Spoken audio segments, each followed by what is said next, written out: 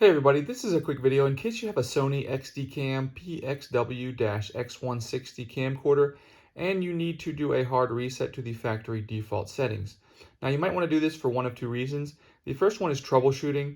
If this camera is not working or keeps crashing or is frozen and not responding, you can fix this, and if you've tried everything else, we can go ahead and reset it. Now you will need to set it up again because it will be restored to its factory default out of the box settings.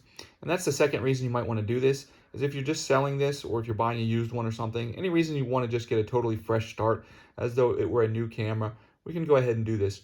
It's quite easy. We're just going to start by pressing the menu button. And then once we press the menu button, we're going to turn the select set dial around to the hours meter. And then once we do that, we have to do a little bit of a thing here. We have to press the menu button, the select set button, and the assign one button simultaneously. And when we do that, that will display this system settings menu, which the additional menu, which will stay available until you turn the camera off. But anyways, from that menu, then you can select factory data reset, confirm it, and it will be restored to its out of the box factory settings.